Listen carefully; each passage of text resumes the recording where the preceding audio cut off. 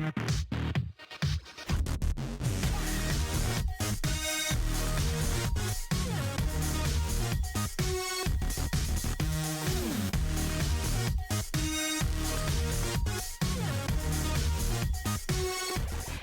welcome to 80 Days of Writing with yours truly, author Alexis Marie Chute, author of Expecting Sunshine and Above the Star.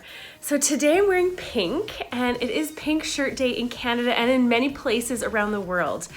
So Pink Shirt Day is all about standing up, saying that I will not tolerate bullying. So this is something that is near and dear to my heart. I think it's affected who I am as a writer, as an artist, as a human being. I was bullied myself, and it had a lasting impact on me. I've got some info here I want to share about Pink Shirt Day. If you go to pinkshirtday.ca, you can learn more, but basically 1 in 5 people are affected. I'm not even just going to say kids. People in general are affected by bullying. So that could be at school, at work, at home, and definitely online. Nowadays, I don't understand why some people feel that they can just say whatever they want online, that it doesn't, affect anyone. But really, you're talking to real people who have real feelings, and we all need to be more careful and more kind and compassionate when we're interacting with anybody, anywhere, in person, online, because really you have no idea where that person's coming from. You have no idea what their history is or what they're struggling with, or how they're feeling on that day. Just little acts of kindness go so far. Even like for those people who aren't in Canada, I guess there's some Tim Hortons now in the States. But Tim Hortons is a really popular place here. People go for coffee, people go for donuts. And one little random act of kindness that was shown to me years ago was I pulled up to the drive-through window and I ordered, and my order came through. And someone said, the person who worked there said, "Oh, the person ahead of you paid for your order." And I was like, oh my gosh. And it just made me brim with gratitude. And it changed the entire way I thought about that day. I have no idea if I was in a good mood or a bad mood, but it didn't matter. Like that little act of kindness, it was an example to me of how I want to live my life every single day, is being so kind and compassionate that I have this power, this tiny ounce of power to make a difference in someone's life. And that's amazing. That's a miracle. We can be a miracle to other people. So that's huge. So I do want to read, so February 28th annually is Pink Shirt Day. My kids are wearing pink shirts, my 8-year-old and my 5-year-old. My 5-year-old is kind of like, seriously, like, do I have to wear a pink shirt? He's a super wear blue, play hockey kind of boy. And yet at the last moment, after a morning of crying about it, he decided, okay, I want to wear a pink shirt. He has it on. He's got flowers. It's his older sister's shirt. But the idea behind Pink Shirt Day is really what we need to communicate. Yes, the symbol is the shirt. I don't have an official pink shirt, but I'm wearing this in honor of the day. But we really need to remember, I have a special guest coming today. So I'm looking this way because that's the direction of my door. So if you hear the doorbell ring, you will soon find out what that's all about. Special guests. Don't you just love special guests? But today is a special guest on a special day. So I just want to read the origin of Pink Shirt Day to you, because I think it's easy to, we hear about celebration days, mental health days, this or that, but if you don't know the story behind it, sometimes it can just fall flat. But once you know where the support day originated, it can be really impactful and empowering. Okay, David Shepard, Travis Price, and their teenage friends organized a high school protest to wear pink in sympathy with a grade 9 boy who was being bullied for wearing a pink shirt. They took a stand against bullying when they protested against the harassment of a new grade 9 student by distributing pink shirts to all the boys in their school. I learned that 2 people can come up with an idea, run with it, and it can do wonders, said Price, 17, who organized the pink protest. Finally, someone stood up for a weaker kid. So Mr. Shepard and some others headed off to a discount store and bought 50 pink tank tops. They sent out messages to schoolmates that night. And the next morning, they hauled the shirts to school in a plastic bag. As they stood in the foyer, handing out t-shirts, the bullied boy walked in. His face spoke volumes. It looked like a huge weight was lifted off his shoulders, Mr. Price recalled. The bullies were never heard from again. And that's a quote from the Globe and Mail. I'm just gonna drop these papers. So I remember distinctly, even as far back as I think I was 5 or 6 years old, I was in gymnastics and we had to wear these little tight, not flattering for girls with curves. And I've always been, like on the round, roly-poly side of things. And I remember this skinny little redheaded girl being like, I'm glad I'm not fat like you. And then I retorted, well, I'm glad I'm not skinny like you. But of course I didn't mean it. I did wish I was skinny like her. And I do feel this desire even now that I have to like suck it in and I have to look good and I have to like sit up straight so my bulges don't show. Like really, what does this come down to? Do we owe the world a debt of thinness? Do we owe people prettiness? Do we owe them to look and act and behave and be a certain way? I think that media is so warped, so twisted, that we have this image of what a perfect woman should look like and should behave like and should be. And we have this idea for a man. He shouldn't cry. He should be strong and tough and, we have all these negative things. I look at people in the idea of souls. And souls, who we are on the inside, is not necessarily tied to our gender, our career, our socioeconomic status, where we live, what culture we come from.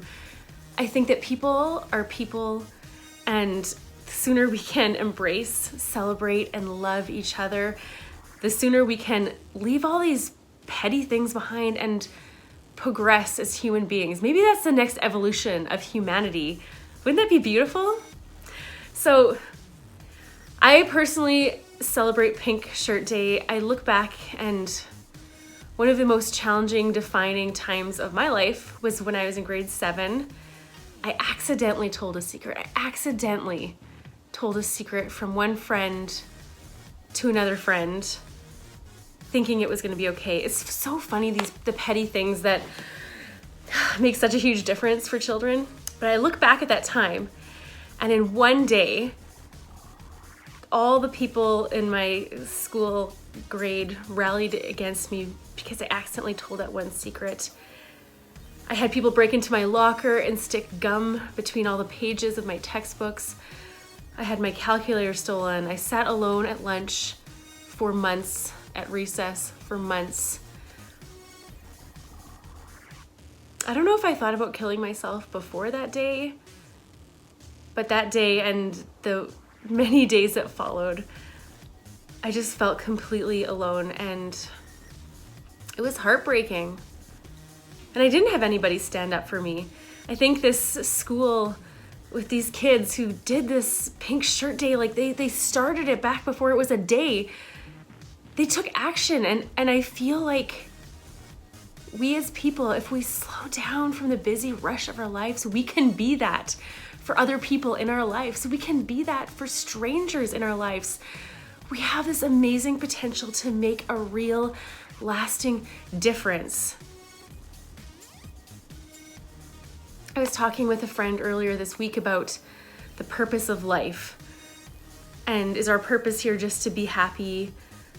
Some believe that it is a higher purpose to have sacrifice your own happiness in the service and the support of others. And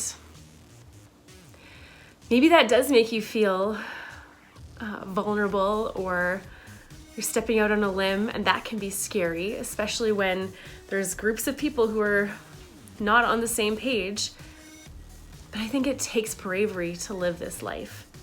We need to choose bravery. Actually, one line from Above the Star, the Maiden of Oleron, she says, "We all must choose our moment to be brave."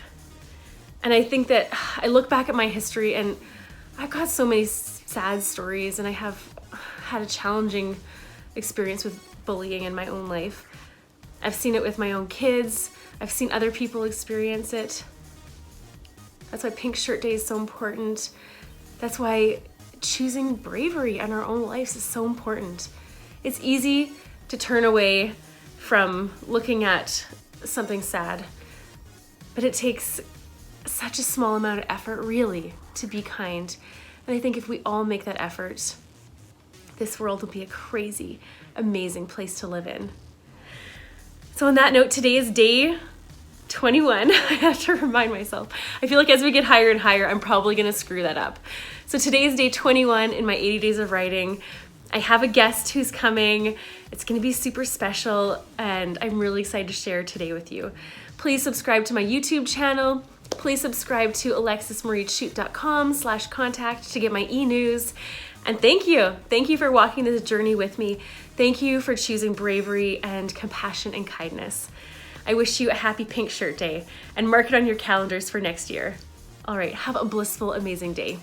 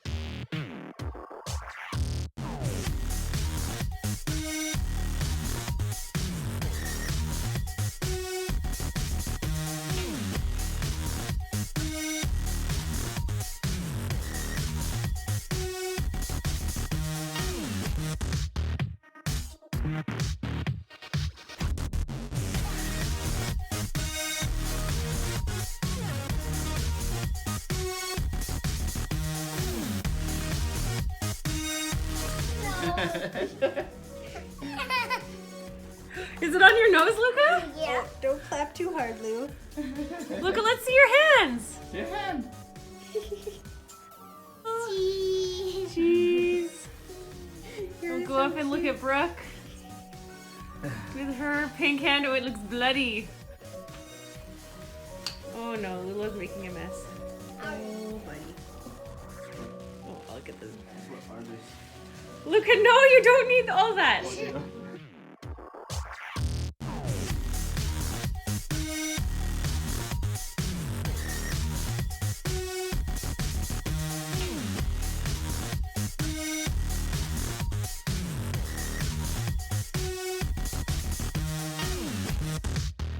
Thank you so much for joining me. This is day 21 in my 80 days of writing. We are joining together to stop bullying. We are coming together as people to be more compassionate, loving.